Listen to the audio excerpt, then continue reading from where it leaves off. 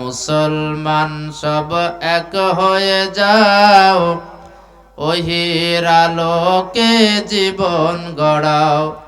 রসুল করিমকে নেতা মেনে, রসুল করিমকে নেতা মেনে দাওয়াত জিহাদ চালাও সবখানে।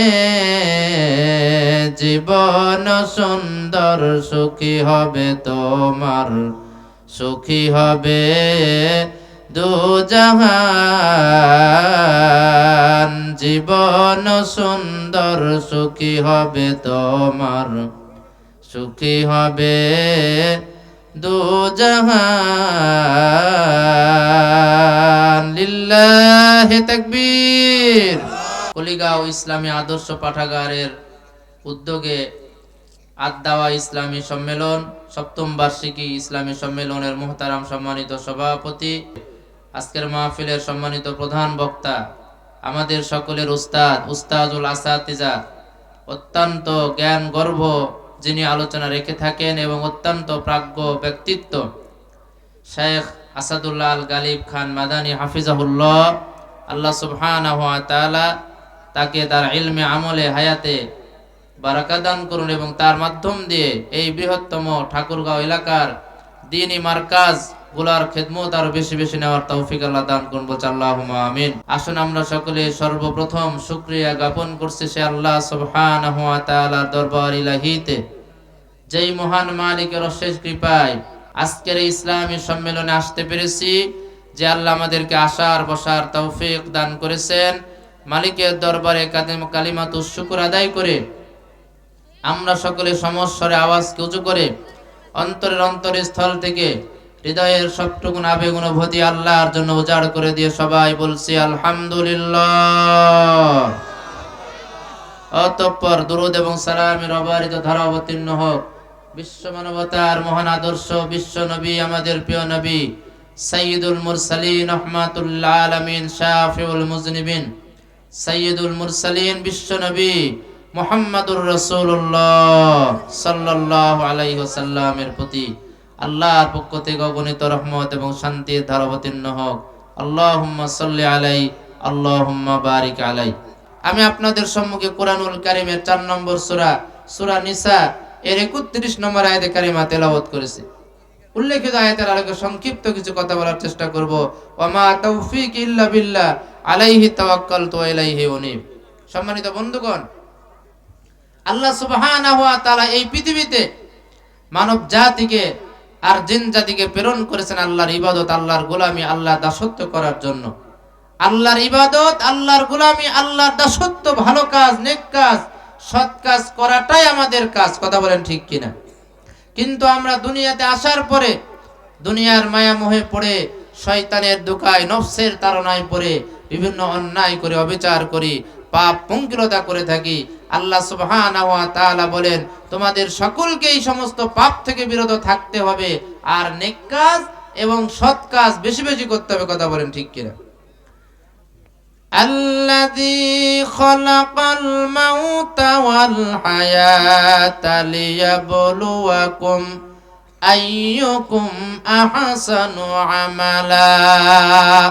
আল্লাহ রাব্বুল আলামিন বলে আমি আল্লাহ তোমাদেরকে দুনিয়াতে হায়াত আর মওত সৃষ্টি করেছি, দুনিয়ায় প্রেরণ করেছি যাতে করে তোমাদেরকে আমি আল্লাহ পরীক্ষা করতে পারি কে তোমাদের মধ্যে সব চাইতে বেশি ভালো ভালো কাজ করতে পারে, সুন্দর উত্তম কাজ করতে পারে, নেকামল বেশি বেশি করতে পারে।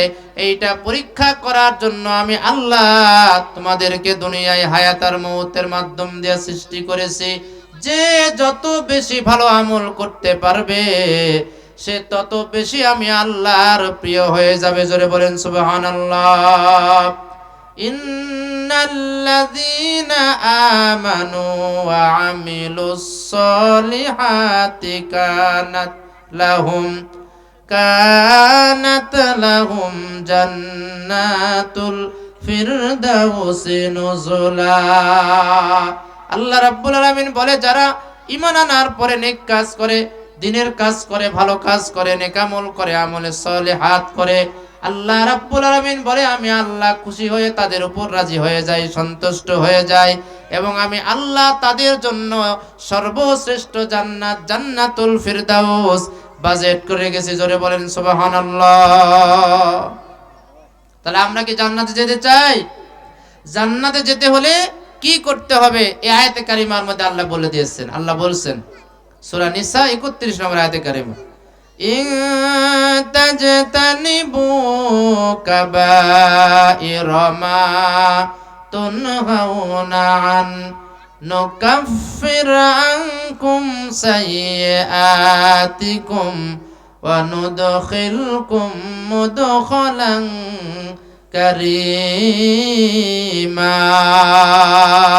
আল্লাহ রাব্বুল আলামিন ডাক দিয়ে বলে, রে বান্দা, আমি আল্লাহ যে সমস্ত অন্যায় কাবিরা গুনাহ থেকে তোমাদেরকে বেঁচে থাকার জন্য আমি আল্লাহ সুবহানাহু ওয়া তাআলা বলেছি, ওই সমস্ত বড় বড় কাবিরা গুনাহ পাপ থেকে যদি তোমরা বেঁচে থাকতে পারো, বিরত থাকতে পারো, তাহলে আমি আল্লাহ রাব্বুল আলামিন তোমাদের ছোট ছোট সাগীরা গুনাহ অনেক সময় দয়া পরবশ হয়ে আমি আল্লাহ ইচ্ছা করে ক্ষমা করে দিব। জোরে বলেন আল্লাহু আকবার। আল্লাহ বলেন শুধু ক্ষমা করে আমি আল্লাহ ক্ষান্ত হব না, বরং আমি আল্লাহ তোমাদেরকে সর্বশ্রেষ্ঠ সফলতার স্থান, সম্মানিত স্থান জান্নাতের মধ্যে আমি আল্লাহ তোমাদের প্রবেশ করিয়ে দিব। আমি আল্লাহ তোমাদেরকে জান্নাতি হিসাবে কবুল করে নিব। জোরে বলেন সুবহানাল্লাহ।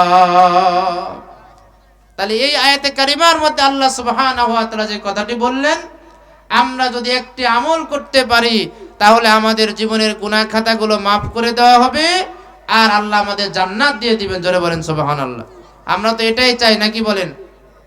আমাদের গুনাহ ক্ষমা হোক আর আমরা জান্নাতে যেতে চাই, এইটাই আমাদের চাওয়া এবং পাওয়া। কথা বলেন ঠিক কিনা? কিন্তু শর্ত আল্লাহ রাব্বুল আলামিন করে দিলেন, ইন তাজতানিবু কাবাইরা মা তুনহাউনা আন, যদি তোমাদেরকে আমি আল্লাহ যে সমস্ত বড় বড় কাবিরা গুনাহ থেকে বিরত থাকতে বলেছি, ওইখান থেকে যদি তোমরা বিরত থাকতে পারো, বেঁচে থাকতে পারো, তবেই পুরস্কার পাওয়া যাবে, নইলে পাওয়া যাবে না। কথা বলেন ঠিক কিনা? তার মানে যদি আমরা আল্লাহর কাছে গুনাহ ক্ষমা পেতে চাই, যদি জান্নাতি হতে চাই, তাহলে আমাদেরকে দুনিয়াতে বড় বড় অন্যায় কাবিরা গুনাহ বড় বড় পাপ থেকে আগে বিরত হতে হবে। কথা বলেন ঠিক কিনা? আয়াতে কারিমার ব্যাখ্যা আরেকটা আয়াতে কারিমা দিয়ে আল্লাহ করে দিচ্ছেন, যেটাকে তাফসিরুল কোরআন বিল কোরআন বলা হয়। আল্লাহ বলেন, আল্লাযীনা ইয়াজতানিবুনা কাবাইরাল ইসম, আল্লাহ বলেন নিশ্চয় যারা বড় বড় কাবিরা গুনাহ, অন্যায়, হারাম কাজ, পাপ থেকে বিরত থাকে, আল্লাহ রাব্বুল আলামিন বলেন আমি আল্লাহ তাদের জীবনের গুনাহ খাতাগুলো মাফ করে দিই, ক্ষমা করে দিই, এবং আমি আল্লাহ সুবহানাহু ওয়া তাআলা তাদেরকে জান্নাতের মেহমান বানিয়ে নিয়ে। জোরে বলেন সুবহানাল্লাহ। কেমন করে গুনাহ ক্ষমা হয়? বিশ্বনবী মুহাম্মদুর রাসূলুল্লাহ সাল্লাল্লাহু আলাইহি সাল্লাম হাদিসের মধ্যে আয়াতে কারিমার ব্যাখ্যা দিয়ে দিলেন। আল্লাহ নবী বিশ্বনবী বলেন, সালাওয়াতুল খামস ওয়াল জুমআতু ইলাল জুমআ ওয়া রমাজানু ইলা রমাজান মুকাফফিরাতুন লিমা বাইনাহুন্না ইজাসতুনিবাতিল কাবায়ের। বিশ্বনবী মুহাম্মদুর রাসূলুল্লাহ সাল্লাল্লাহু আলাইহি সাল্লাম বলেন, উম্মত শুনে রাখো, এক সালাত থেকে আরেক সালাতের মাঝখানে বান্দারা যা গুনাহ করে, যদি দুই সালাত আদায় করে থাকে, এর মাঝখানে যে সমস্ত সাগীরা গুনাহ বান্দারা করে থাকে, সালাতের বিনিময়ে আল্লাহ সুবহানাহু ওয়া তাআলা দুই সালাতের মধ্যবর্তী সাগীরা ছোট ছোট গুনাহগুলো আল্লাহ ক্ষমা করে দেন। জোরে বলেন সুবহানাল্লাহ।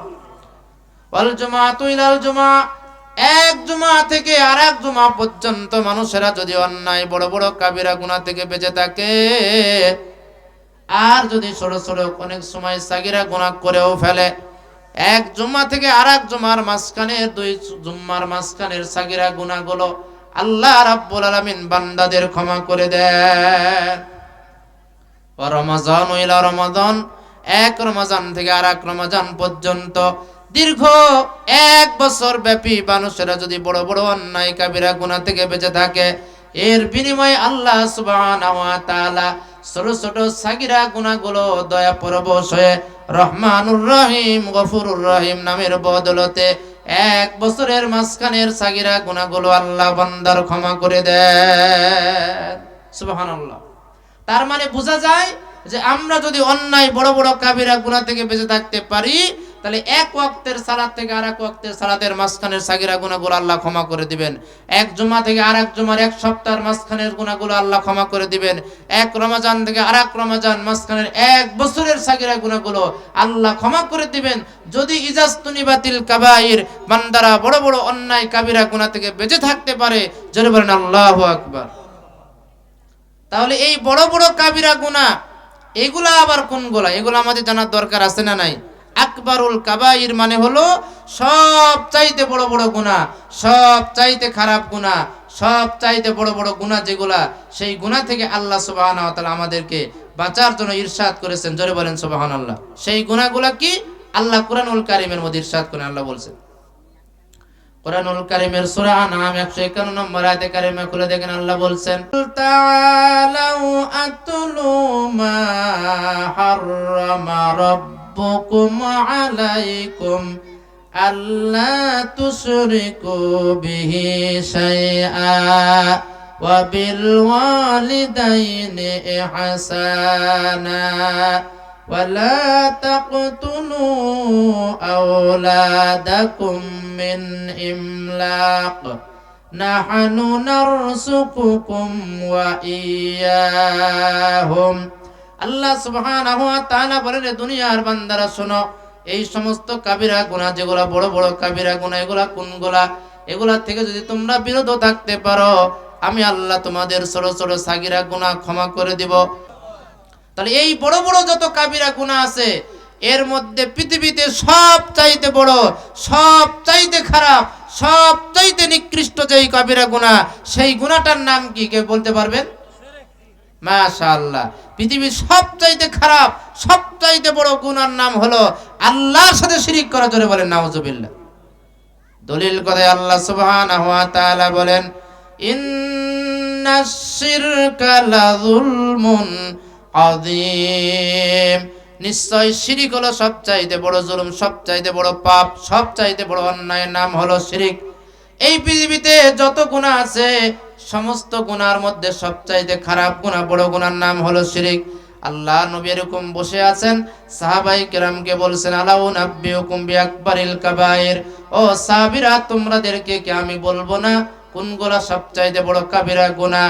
সাহাবাই কেরাম বলে, ইয়া রাসূলুল্লাহ, হ্যাঁ আমাদেরকে একটু জানিয়ে দেন কোন কোন গুনাহগুলো সবচাইতে খারাপ, সবচাইতে বড় গুনাহ, সবচাইতে বড় কাবিরা গুনাহ কোনগুলো? আল্লাহ রাসূল আপনি আমাদেরকে জানিয়ে দেন।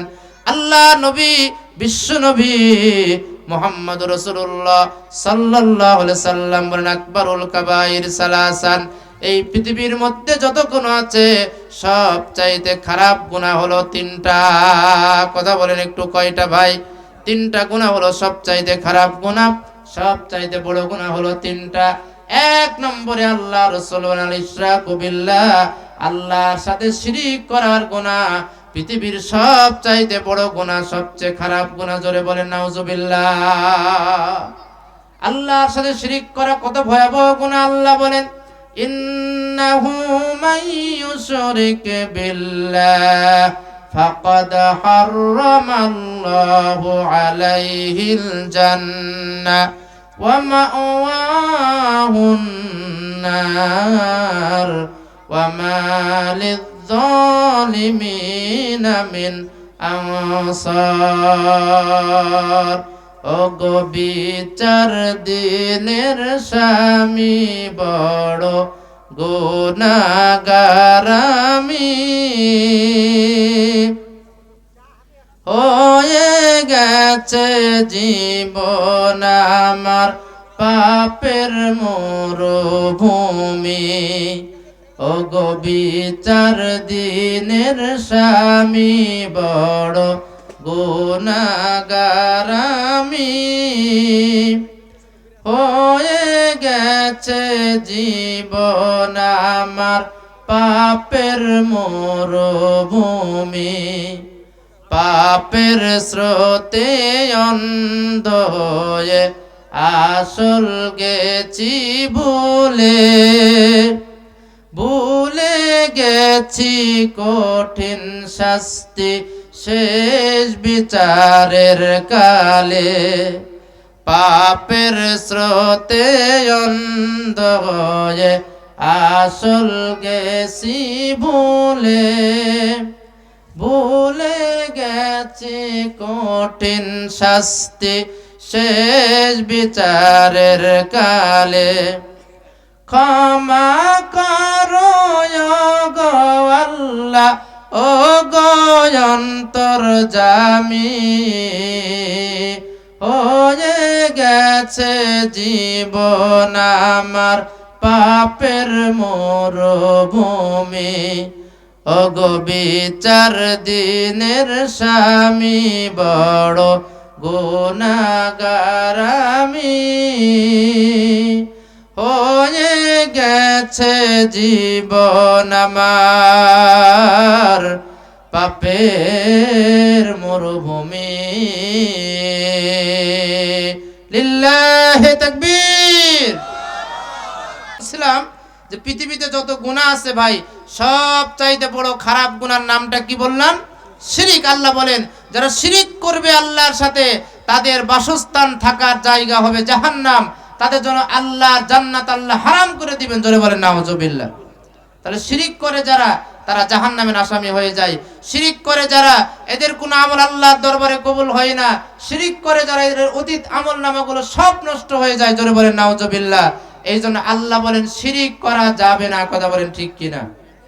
কিন্তু আজকে আমাদের সমাজে শিরিক কম না বেশি ভাই? শিরিক সবচাইতে বেশি। আজকে আমাদের সমাজে রন্ধ্রে রন্ধ্রে শিরিক, সব জায়গায় শিরিকের ছড়াছড়ি। আজকে আমাদের আকীদায়, আমাদের আমলে, আমাদের কথা কর্মে সব জায়গায় শুধু শিরিক আর শিরিক। এই শিরিক থেকে আমাদের বাঁচতে হবে। কথা বলেন ঠিক কিনা?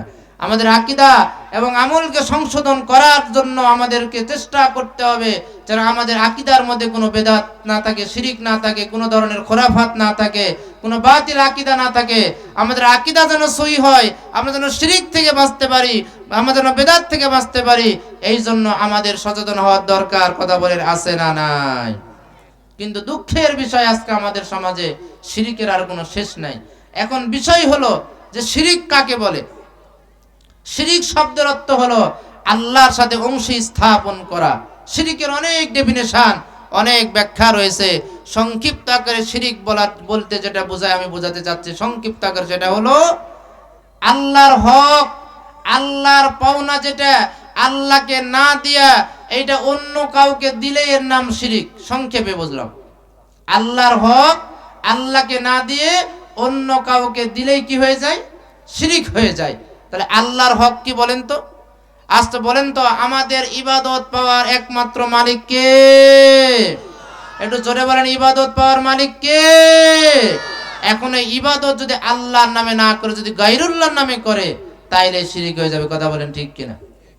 ইবাদত পাওয়ার মালিক হলো একমাত্র আল্লাহ।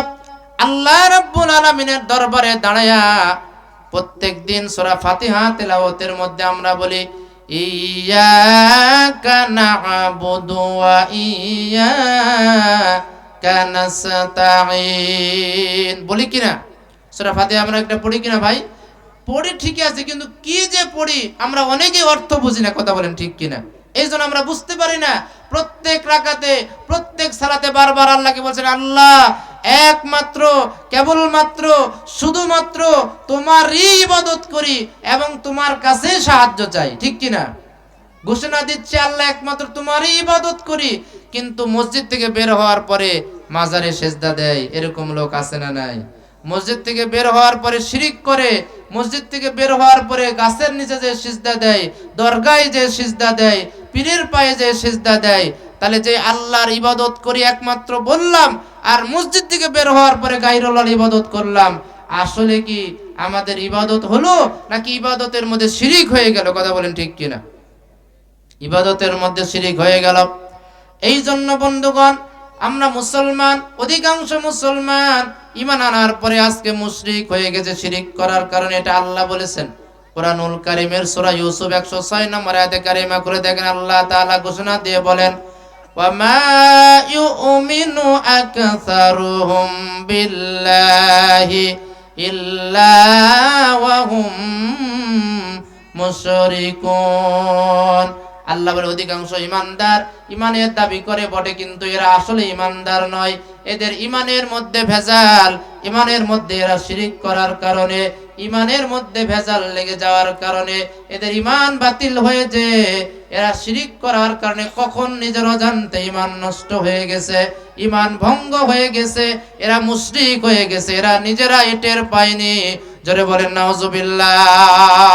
আল্লাহ রাব্বুল আলামিন বলেন আল্লাযীনা আমানু ওয়া লাম ইয়ালবিসু ঈমানাহুম বিযুলম উলাইকা লাহুমুল আমনু ওয়া হুম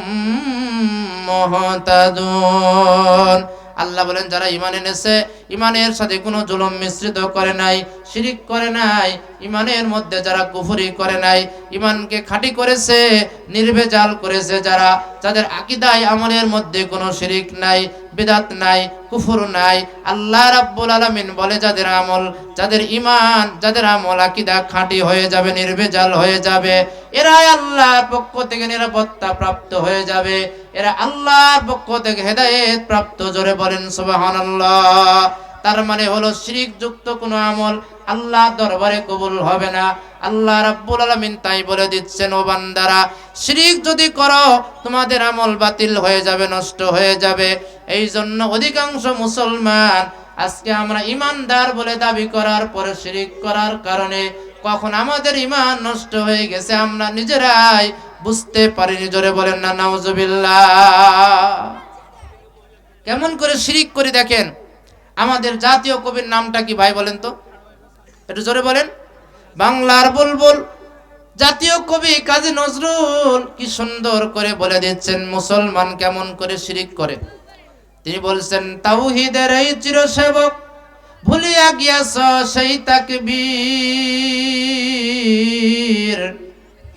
তাওহীদের এই চিরসেবক ভুলিয়া গিয়াছ সেই তাকবীর, দুর্গা নামের পাশাপাশি দরগায় গিয়া লুটাও শির। ওদের যেমন রাম নারায়ণ মোদের তেমন মানিক বীর, ওদের যেমন রাম নারায়ণ মোদের তেমন মানিক পীর, ওদের চাউল প্রসাদের সাথে মিলে গেছে মোদের সিন্নি আর ক্ষীর। কথা বলেন ঠিক কিনা? মুসলমান জাতি যারা তাওহীদ পন্থী ছিল, আজকে মুসলমান তাওহীদের তাকবীর বলে যে শিরকের মধ্যে আজকে লিপ্ত হয়ে গেছে। মুসলমান আজকে ইমানদার দাবি করার পরেও ওই দুর্গা নামের পাশাপাশি দরগায় যে শির লোটায় মাথা নত করে। হিন্দুরা যেমন দুর্গার পায়ে সেজদা দেয়, একদল মুসলমান নামদারি ইমানদার যারা দরগায় যে সিজদা দেয়, পীরের পায়ে সিজদা দেয়, মাজারে যে সিজদা দেয়, গাছের নিচে মাথা নত করে, তারপরে খাম্বার নিচে, তারপরে পিলিয়ারের নিচে, শহীদ মিনারে যে মাথা নত করে মুসলমান। কথা বলেন ঠিক কিনা? আল্লাহ বলেন এই মার্কা মুসলমান যারা মসজিদে মাথা নত করে আল্লাহর সিজদা দেয়, মসজিদ থেকে বের হয়ে আবার পীরের পায়ে সিজদা দেয়, মাজারে সিজদা দেয়, খাম্বার নিচে সিজদা দেয়, দরগায় সিজদা দেয় যারা, আল্লাহ বলেন এরা ইমানদার হতে পারে না, এরা বেঈমান মুশরিক হয়ে গেছে। জোরে বলেন নাউজুবিল্লাহ। এরপরে মুসলমান হিন্দুর সাথে মিলে গেছে। হিন্দুদের মধ্যে যেমন মানিক, হিন্দুদের মধ্যে যেমন দেবদেবিতা রয়েছে, ওদের যেমন রয়েছে রাম আছে, নারায়ণ, লক্ষ্মী, তারপরে সীতা, এরপরে বিভিন্ন দেবদেবী আছে। মুসলমানরা এরকম বিভিন্ন পীর মেনে নিয়েছে। আজকে মুসলমানের মধ্যে চাউল পীর, তারপরে ভণ্ড পীর, এরপরে ল্যাংটা পীর, আফিম পীর আছে না নাই? কথা বলেন আছে না নাই? এরকম বিভিন্ন পীর মুসলমান ধরে ধরে এদের কারণে মুশরিক হয়ে যাচ্ছে। আল্লাহ রাব্বুল আলামিন বলে ওরে মুসলমান, এইভাবে মুসলমান আজকে শিরিক করার কারণে হিন্দুদের সাথে মিশে একাকার মুশরিক হয়ে যাচ্ছে। মুসলমানেরা ঈমান তাদের নষ্ট হয়ে যাচ্ছে শিরিক করার কারণে। জোরে বলে নাউজুবিল্লাহ। মুসলমান কিভাবে শিরিক করছে একটা উদাহরণ দিলে বুঝবেন। ভারতের একজন প্রেসিডেন্ট ছিল যার নাম ছিল মিস্টার জওহরলাল নেহেরু। কি নাম বললাম? জওহরলাল নেহেরু। এই নেহেরু যখন ভারতের প্রেসিডেন্ট, উনি আজমিরের মাজার দেখতে গেছেন। আজমিরের মাজার কোথায় আছে? আজমির শরীফে ভারতের রাজস্থানে খাজা মঈনুদ্দিন চিশতির মাজার আছে, ওটাকে আজমিরের মাজার বলে বেদাতিরা। আজমিরে মাজার দেখতে গেলেন মিস্টার জওহরলাল নেহেরু। মাজার দেখে টেকে তিনি বের হয়ে যখন আসছেন, তখন তিনি বললেন যে এইখানে মাজার দেখে আমার যা মনে হলো তাতে এই হলো বিষয় যে হিন্দু আর মুসলমান মে কোই ফারাক নেই। হিন্দু আর মুসলমানের মধ্যে আসলে কোনো পার্থক্য তো আমি দেখতে পেলাম না। हिंदू लोग माटी का ऊपर रख कर पूजता है और मुसलमान माटी का नीच रख कर पूजता है। দেখলাম যে হিন্দুরা যেমন মাটির উপরে দুর্গা বানায়, সরস্বতী বানায়, লক্ষ্মী বানায়, মূর্তি বানায়, পূজা করে, তার কাছে মাথা নত করে। আর একদল মুসলমান নামধারী মুশরিকেরা তাদের পীরগুলাকে কবর দিয়ে মাটির নিচে পুঁতে রেখে তার কবরে সেজদা দেয়। তাহলে ওই দুর্গার পায়ে সেজদা দেওয়া আর এই মুসলমান নামধারী পীরকে কবর দিয়ে পীরের পায়ে সেজদা দেওয়া, পীরের মাজারে সেজদা দেওয়ার মধ্যে আসলে কোনোই পার্থক্য নাই। ওরাও যেমন মুশরিক, এরাও তেমন মুশরিক। কথা বলেন ঠিক কিনা? আমাদের সমাজে এগুলা শিরিক আছে কিনা ভাই বলেন? অনেক শিরিক এগুলা রয়েছে। তাহলে ইবাদত পাওয়ার মালিক একমাত্র আল্লাহ, সিজদা পাওয়ার মালিক একমাত্র আল্লাহ। আল্লাহ ছাড়া অন্য কারো ইবাদত করা জায়েজ নাই, আল্লাহ ছাড়া অন্য কাউকে সিজদা দেওয়া জায়েজ নাই। যারা মুসলমান নাম ধারণ করে আল্লাহ বাদ দিয়ে অন্য কারো ইবাদত করবে, অন্য কারো কাছে মাথা নত করবে, অন্য কাউকে সিজদা দিবে, এরা টাটকা মুশরিক হয়ে যাবে, এদের ঈমান বাতিল হয়ে যাবে। জোরে বলেন নাউজুবিল্লাহ। এরপরে বন্ধুগণ বলেন তো, আমাদের রুজি, আমাদের রিজিকের মালিক কে? আমাদের রিজিকের মালিক আল্লাহ। আল্লাহকে বাদ দিয়ে অন্য কাউকে যদি আপনি রিজিকের মালিক মনে করেন তাইলে কিন্তু শিরিক হয়ে যাবে। আমাদের রিজিক দিতে পারেন, কথা বলেন কে? আল্লাহ রাব্বুল আলামিন বলেন, ওয়া মা মিন দাব্বাতিন ফিল আরদি ইল্লা আলাল্লাহি রিজকুহা। আল্লাহ বলেন, আকাশে আর জমিনে যত বিচরণশীল প্রাণী আছে না কেন, সব প্রাণী রিজিকের দায়িত্ব কার হাতে বলেন? রিজিকের মালিক হলেন একমাত্র আল্লাহ। আল্লাহ বাদ দিয়ে কেউ যদি মনে করে আমার চাকরি আমাকে রিজিক দেয়, আমার ব্যবসা আমাকে রিজিক দেয়, আমার জমি জায়গা টাকা পয়সা ব্যাংক ব্যালেন্স আমাকে রিজিক দেয়, আল্লাহ বলেন না রে বান্দা, না, তোমাকে রিজিক দিতে পারি একমাত্র আমি আল্লাহ। আল্লাহ রিজিক দিতে পারেন, আবার ওই আল্লাহ রিজিক ছিনিয়েও নিতে পারেন। কথা বলেন ঠিক কিনা? এরপরে বলেন তো, আমাদের সন্তান দেওয়ার মালিক কে? মুসলমান আজ আল্লাহর কাছে সন্তান না চেয়ে পীরের কাছে যে সন্তান চায়, মাজারে যে সন্তান চায়, মাজারের মাটি পেটের মধ্যে মাখে আর বলে একটা বেটা দে রে খাজা, একটা বেটা দে। কামাই খানার নিয়ত নাই, কবরেতে নিয়ে যাবে কে? জোরে বলেন নাউজুবিল্লাহ। এরকম আছে না নাই? পীরের দরবারে যে বলে, বাবা মানিক পীর, তোমারই দরবারে এসেছি আমরা হইয়া ফকির, দয়া করে একটি ছেলে দেও আমাদের কুলে তুলে, জোড়া খাসি দিব তোমায়, আবার দিব 7 ডেকচি ক্ষীর। বাবা মানিক পীর, জোরে বলেন নাউজুবিল্লাহ। মানিক পীরের কাছে সন্তান চাই, মানিক পীর কি সন্তান দিতে পারে? কোন পীর কি সন্তান দিতে পারে বলেন? সন্তান দেওয়ার মালিক একমাত্র, কথা বলেন কে? সন্তান দেওয়ার মালিক আল্লাহ। আল্লাহ বলেন, আমি আল্লাহ চাইলে কাউকে মেয়ে দিই, কাউকে ছেলে দিই, কাউকে ছেলে মেয়ে উভয় দিই, আবার আমি আল্লাহ চাইলে কাউকে ছেলেও দিই না, মেয়েও দিই না, বন্ধা করে রেখে দিই। এই ক্ষমতা একমাত্র কার? আল্লাহ। তাহলে এই যে কত ক্ষেত্রে শিরিক রয়েছে, কথাই শিরিক, আকীদায় শিরিক, আমলে শিরিক। আজ আপনার হাত থেকে একটা গ্লাস পড়ে গেল, আপনি মনে মনে ভাবছেন অকল্যাণ হবে, এই ধারণা করা কি শিরিক?